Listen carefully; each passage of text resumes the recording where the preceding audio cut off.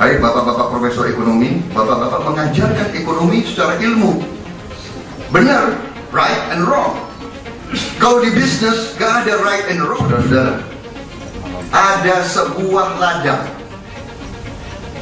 energi di sebuah pulau. Saya nggak enak kalau sebut nama nanti, ya kan?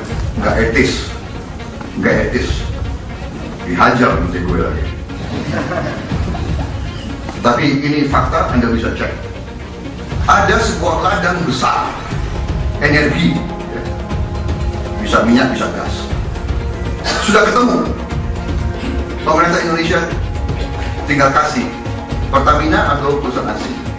Pertamina bilang siap. No, dikasih perusahaan asing. Oke, fine. Dengan alasan Pertamina tidak mampu dapat modal untuk mengelola. Rakyat di desa taruh uang di bank pemerintah, uang itu dibawa ke pusat, uang itu dipinjamkan ke perusahaan yang salah satu terbesar di dunia untuk ambil energi di bumi Indonesia. Tangkap orangnya.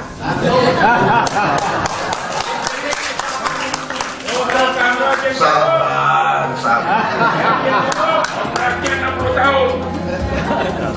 Jadi, saudara-saudara, ya, ini apa ini? What is happening?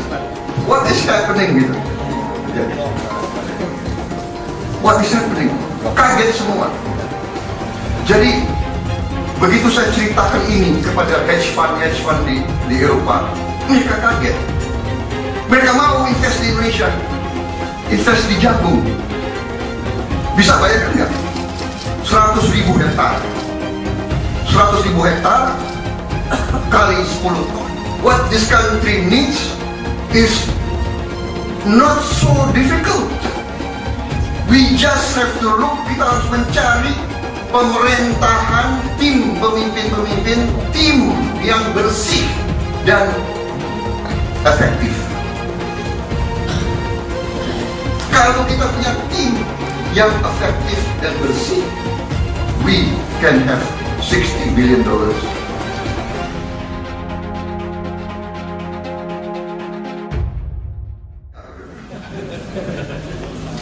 Jadi, saudara, apa solusinya itu? Saya punya suatu gagasan, sedang kita rumuskan di sebuah buku induk. Ya, intinya adalah menggunakan competitive advantage kita apa? Competitive advantage kita adalah agro industri dan resources processing, pertanian sebagai sektor utama. Kenapa? Karena kita adalah dikaruniai Tuhan. Ya, sepertiga dari bumi adalah daerah tropis. Artinya matahari dan hujan sepanjang tahun. Daerah non tropis dia bisa panen hanya 1 kali setahun. Kita bisa panen 3 kali setahun. Pohon di kita 8 tahun sudah besar, bisa kita tebang. Di Eropa Utara 35 tahun. This is our competitive advantage given by God. Ya. Jadi zona tropis itu hanya 1/3 dari bumi, dan dari 1/3 itu, dari 27%, 11% adalah Indonesia. Ya. Kita punya 77 juta hektar hutan rusak. Hutan sudah rusak. Ini menurut saya adalah window of opportunity. Ini adalah peluang. Ini bencana ekologis, bencana kita harus berani robah menjadi peluang. Kalau dari 77 juta hektar ini sebagian kita jadikan lahan produktif, saudara-saudara, that is our chance. Kita bisa jadi penyuplai makanan bagi dunia. Sekarang saudara-saudara, di Eropa Barat harga pangan sudah naik dalam 3 tahun terakhir, naik 33%. Harga makan naik 33% di Eropa Barat. Orang Inggris sekarang kesulitan. The price of food in Europe has risen 33%. Kita bisa bayangkan dampaknya kepada rakyat kalau nanti harga pangan di Indonesia naik. Sudah naik. harga daging sekarang berapa? Akhirnya jadi tadi bakso yang ada daging tikus, daging. Jadi yang saya usung adalah suatu dorongan utama, tetapi yang sudah kuat monggo, let the market thrive. Ya. Jangan kita juga terjebak kepada cita-cita populis. Di negara barat ada presiden yang baru menang, dia janji, salah satu programnya adalah naikin pajak 75% bagi setiap orang kaya. Orang yang di atas $1 juta penghasilannya, pajaknya 75%. Dan dia umumkan. Dan apa yang terjadi? Ya semua orang kaya itu pindah dari Prancis, lari semua. Ya kan? This is a global village. Semua orang bisa terbang setiap saat. Ini yang saya usung. Para ahli pertanian menyampaikan ke saya, Pak Prabowo, kalau di bidang agro, di bidang pertanian, 1 hektar bisa menciptakan lapangan kerja 6 orang, minimal 6 orang. Katakanlah kita potong setengah, 1 hektarnya 3 orang. Kita bisa bayangkan, kalau 10 juta hektar kita berdayakan, kita bisa menciptakan dalam waktu yang singkat 30 juta orang bekerja. Bukan BLT, bukan kita bagi-bagi bantuan, kita kasih kail, kita kasih livelihood. Jadi, we have a chance, we have a window of opportunity. Kita punya kekuatan yang luar biasa. Saudara-saudara sekalian, harga jagung di dunia sekarang, the market price of corn now is $300 per ton. Yeah. The production price is $100. Margin untung jagung $200 1 ton. Kita pengusaha-pengusaha Indonesia ngejar-ngejar batu bara. Batu bara sekarang untungnya $5 per ton. Jagung $200. 1 hektar dengan benih yang bagus minimal 10 ton per hektar. Ya. Jadi 1 hektar 10 ton kali $200. 1 hektar jagung bisa menghasilkan keuntungan $2.000 1 kali panen. Kita bisa minimal 2 kali panen. Jadi begitu saya ceritakan ini kepada hedge fund di Eropa, mereka kaget. Mereka mau invest di Indonesia, invest di jagung. Bisa bayangkan nggak? 100.000 hektar, 100.000 hektar kali 10 ton, 1 juta ton, kali 2 kali setahun, 2 juta ton, 2 juta ton kali $200, $400 juta untung bersih tiap tahun. Saudara-saudara, we are very rich, we are a rich country. Saudara-saudara sekalian, singkong 1 ton, 1 hektar di Indonesia minimal 50 ton setahun singkong. Benar ya Pak Rahmat ya? Pak Rahmat narasumber saya soalnya, ahli pertanian. 1 hektar 50 ton setahun. Harga singkong sekarang juga meroket. Harga ubi jalar, ya, sweet potato starch $1.000 per ton. Saudara-saudara, $1.000 per ton. Saya sebetulnya ingin jadi pengusaha ubi jalar, sweet potato. Saya akan kaya raya ini. Udah terlanjur bikin Gerindra ini. Saudara-saudara, dari tadi sepintas saya bicara tentang kondisi yang kita hadapi sebagai praktisi. Saya bukan akademisi, saya pelaku, ya kan? Saya dulu pelaku bisnis. Oh ya, saya pernah dikasih kesempatan ceramah di Fakultas Ekonomi UI, bicara di management course di sana, bicara tentang, tapi ini banyak wartawan gak enak juga, tentang bisnis di Indonesia. Saya kembali kepada profesor-profesor itu.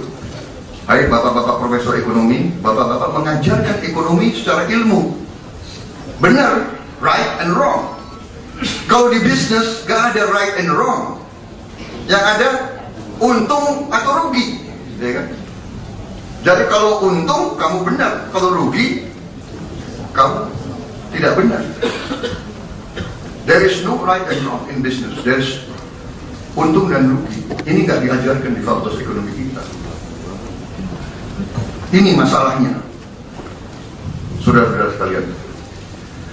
Kemudian yang terakhir, saya ingin memaparkan neraca devisa impor dan ekspor hanya sebagai gambaran. Menurut saya ada suatu penyakit mendasar, siapapun yang memimpin harus berani mengadres. Jadi ini adalah neraca ekspor impor kita dari tahun 97 sampai 2011. Tetapi jarang dibicarakan oleh para ahli ekonomi. Saya bukan ahli ekonomi, saya pelaku ekonomi. Tapi ini membuat saya terkesima. Kenapa? Karena kalau diperhatikan 97 dan 98 puncak katanya kita krisis ekonomi. Tapi kalau kita lihat neraca ekspor dan impor, yang neraca ekspor dan impor ini adalah instrumen mengukur kesehatan suatu ekonomi. Kalau kita bicara ekonominya Malaysia, selalu yang pertama dibilang the Malaysian foreign reserves is now $100 billion. Kalau kita bicara ekonominya the People's Republic of China, yang pertama disebut adalah the foreign exchange reserves of the People's Republic of China is now $3.4 trillion. Benar atau tidak? Tapi ekonomi Indonesia tidak pernah mau bahas foreign reserve Indonesia selama sekian puluh tahun. Kenapa? Karena ada fenomena. Ternyata dari 97 sampai 2011, 15 tahun berturut-turut, dan Pak Rahman Pambudi pernah bikin riset 30 tahun ke belakang. Sebetulnya kita punya data ini 15 tahun, tapi kita punya data 30 tahun, bahkan bisa 50 tahun, bahkan bisa dari sejak Hindia Belanda. Bahwa bangsa kita sampai 2011 selalu untung sebagai bangsa. Ekspor kita lebih dari impor kita, rata-rata 25 miliar dolar. $25 billion every year. Ini data dari 97. Artinya apa? Artinya kalau kita 15 kali 25, harusnya cadangan kita ini 375 miliar. Bank Indonesia kemarin melaporkan cadangan kita 111,3 triliun. Ini 2 tahun berturut-turut ini sudah luar biasa. Karena biasanya cadangan kita selalu berkisar antara 50 miliar dolar. Mungkin karena saya teriak-teriak terus sudah 10 tahun ini, di mana selalu saya bicara ini, akhirnya Gubernur BI beberapa tahun yang lalu membuat peraturan, akhirnya naik 111. Tetapi dengan kenaikan 111 yang kita bersyukur, ini saya belum bicara ya, berapa milik pemerintah, berapa milik orang asing, berapa hedge fund. Tapi minimal ini ada di Indonesia 100. Tetapi kalau kita lihat there's a shortfall, bahwa seharusnya 375 adanya, ya kan? Adanya 111, berarti shortfallnya adalah 264. 2/3 kekayaan nasional kita tidak ada di Indonesia. Jadi artinya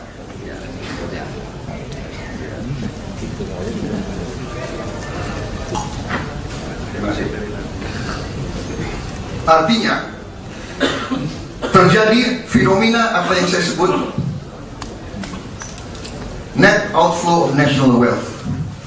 mengalir keluarnya kekayaan nasional kita.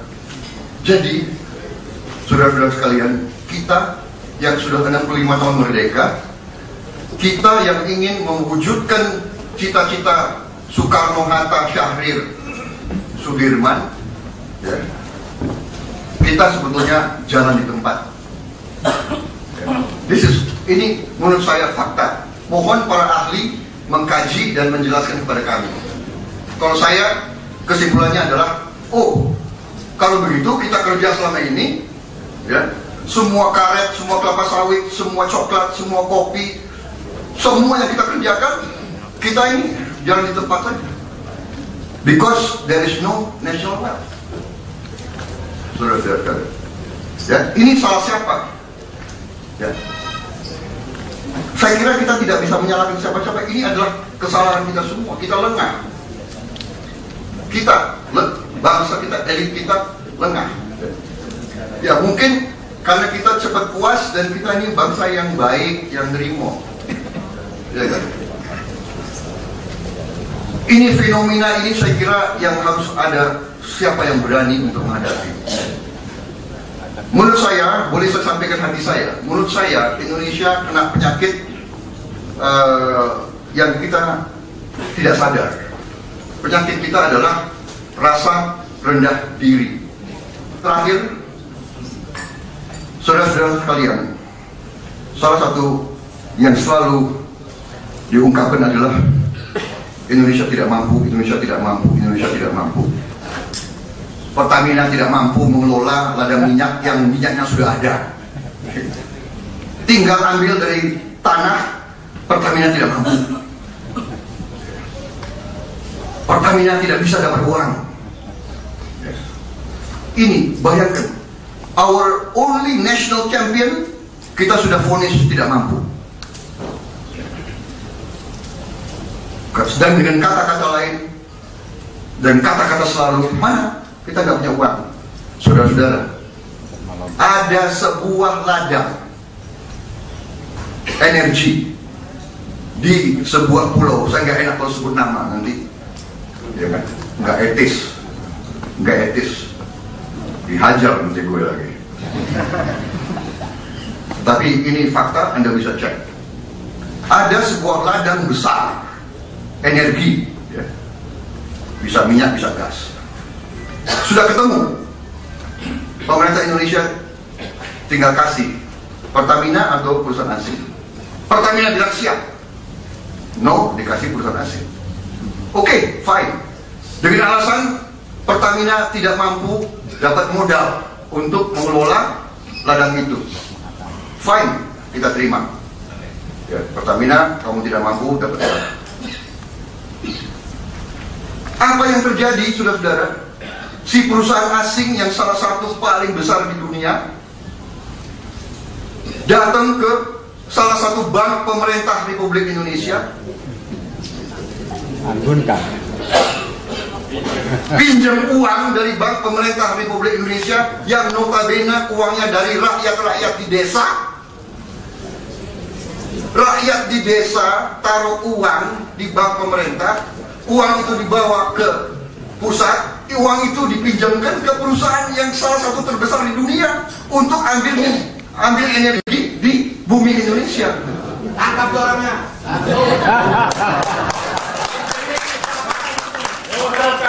Sabar. Kontraknya 60 tahun. Jadi, saudara-saudara, ya, ini apa ini? What is happening? What is happening gitu? Ya. What is happening? Kaget semua. Kaget semua. Jadi saudara-saudara, saya kasih sekarang masalah pajak. Masalah pajak. Jadi all is not lost. There is hope. Because we still have wealth. Kita kaya. Sekarang bagaimana kekayaan kita jaga? That's the only problem. Saudara-saudara, ini pendapatan pajak berbanding GDP, tax ratio, ya. Negara yang maju kita lihat, Uni Eropa dari GDP mereka, dia berhasil mendapat 19% dari GDP sebagai pajak. Australia paling hebatnya, dia mampu 20% dari GDP dia mampu terima sebagai pajak. Ya. Jadi jangan kita iri dan jangan kita maki-maki negara yang berhasil. Dia mampu urus dirinya, akhirnya dari hasilnya dia dia bangun negara dia, ya kan? Kita kalau lihat negara maju, kita iri, maki-maki. This is our problem, saudara-saudara. Malaysia lumayan 14%. Ini masih Melayu kan, teman-teman. Rumpun Melayu. Singapura 13%, tapi penduduknya sedikit. Thailand 16%. Indonesia Aceh 11%.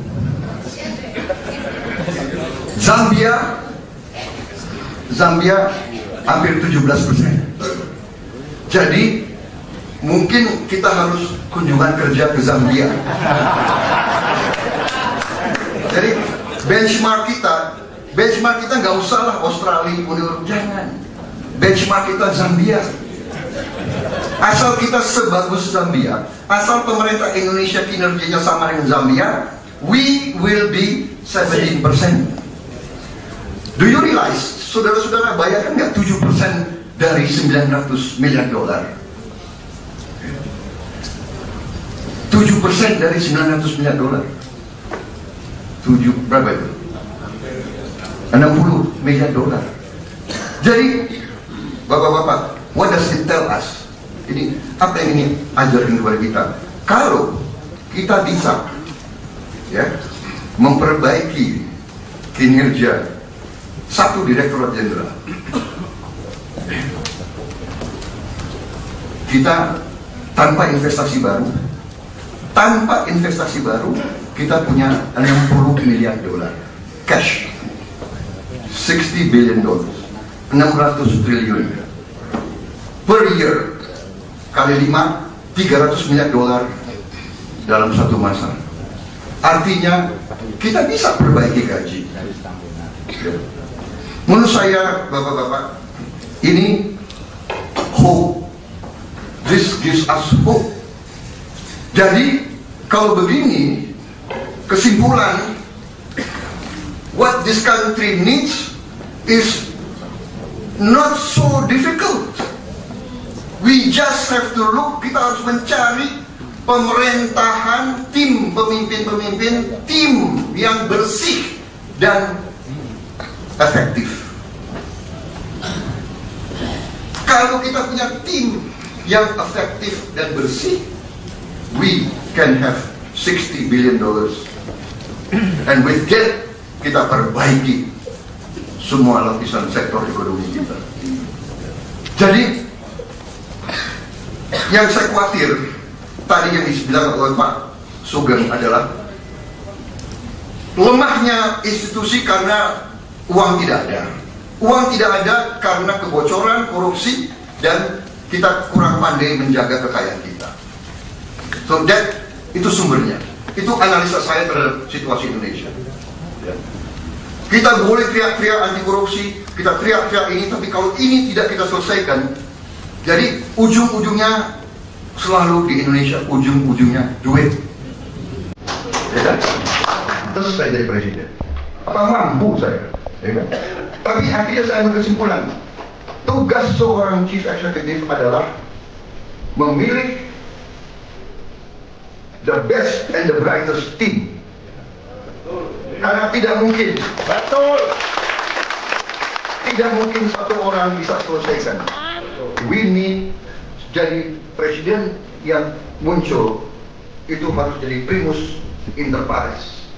Dia memang harus jadi lambang, dia harus jadi pembawa bendera, tapi dia bukan nabi, dia bukan punya tongkat ajaib.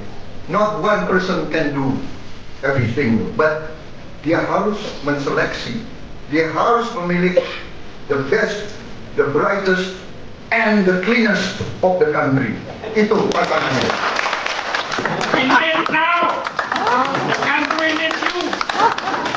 Joni.